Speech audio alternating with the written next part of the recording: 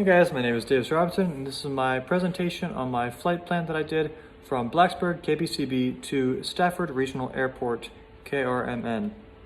So this is my route. Obviously it's a little bit different on the picture just because that's what I planned it out as, but entering it into the G1000 is pretty simple. You just put the entering and starting points, the starting and ending points of those places that you went into, and it'll basically put everything in else for you. So I did KBCB, Blacksburg Regional, to the ROA, the Roanoke VOR, to GVE, which is together, that's Victor 275 is what's in between those two, and then to the Brook VOR, and then back to Stafford Regional. So conditions, extra info, it was a clear day, but it is a clear day because I wouldn't really fly. I might fly IFR, but just decided I'd do a clear day and nice VFR conditions. However, I did put a bit of a bumpy wind layer, 40 knots at around 5,000 to 7,000 feet. So like standard winter day with a little bit of more air, a little bit more turbulence up in the air. Flights in a 172 with a G1000, 7,000 feet filed because we're going eastwards and it's an IFR flight plan. Another thing is that the minimum MEA was 6,500 for Victor 275. So I had to have it a little above. Full fuel, just myself. So weight and balance is perfectly fine. No problems there. No known icing conditions, no visible precipitation. So just trying to keep everything pretty standard, something that I would actually do. I wouldn't really fly on a winter day with precipitation just because of icing issues and other problems as well. My flight was pretty standard. Again, I was using autopilot, so I was able to do that, made sure I did all my checklists, got everything out of the way, and then got started. So this is just another kind of zoomed in thing, so I did go right into the Roanoke. If I was actually on IFR flight plan, I'd be filing anyway. I do like to file IFR and cross countries just in general. It just gives me an extra level of safety there and just an extra ability to, have more information and honestly a little bit more safety because it's more standardized and I don't have to do all of the duties myself. The air traffic controller will help with some of the traffic, especially going through an airspace like Roanoke as I'm climbing up. So had it going through Roanoke, if they wanted me to route around there, they could, but they normally just clear me straight through. So that's what I filed for.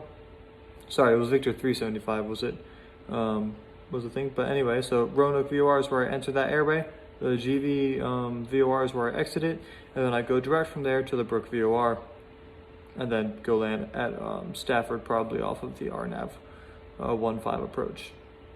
So my flight, this is just pictures. I just went ahead and started taking pictures as I was going through. I couldn't exactly record the entire thing as it was around an hour and a half, 2 hours of a flight with the wind. But you can just kind of see this is me on the runway, just about ready to go. I hadn't started the engine yet because the simulator starts on the runway. So right after this picture was taken, I went through my checklist, made sure everything was good to go. You can see on the bottom of the screen right there that my my moving map display is set up. I have my little tiny inset map on the left side as well as the full moving map display on the right. I can also have it set up like I did up on the higher one in the actual simulator. I had it set up to a topographical map with a radar on there, but there wasn't any storms, so I didn't really have to worry about that. All right, this is another picture. This is me after I'm in the air. I'm kind of climbing. Haven't gotten autopilot set in just yet, I don't think, but just kind of getting through, making sure everything's okay, making sure the wind's looking good. As you can tell, again, it's a simulator, so it's not going to be exactly realistic because while I had the wind layer at 5,000 to 7,000 feet, it basically put no wind below that. So there's definitely going to be some slight inaccuracies there, but I try to make it as real life as possible. Moving on a little bit, this is just a little bit further. This is actually when I'm just about to land at Stafford.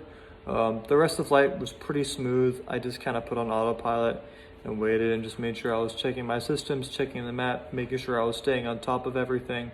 It is a simulator, so I didn't really have any ATC comms going through, and just kind of was cleared through the all the airspaces that I needed to be cleared through, and didn't really have an eventful flight. But it was really interesting to see all the different things that I could do with the G1000, such as when I was going through the VORs, just kind of tracking them again with the bearing knobs and stuff like that, and just kind of tracking everything and making sure I could get it in there, which is pretty easy and honestly really helpful. I have done this a couple of times in the actual G1000, so it was pretty much just fairly straightforward for me at this point. This is right after I landed, so it was a pretty straightforward flight, honestly. Everything kind of went pretty smoothly, as to be expected with the G1000 and all those systems in there. There was one little thing where the autopilot was kind of messing up with the vertical speed. Once I got that figured out though and just kind of reset, didn't really have any issues after that, and it was pretty straightforward, very nice, and a helpful learning experience. Thank you.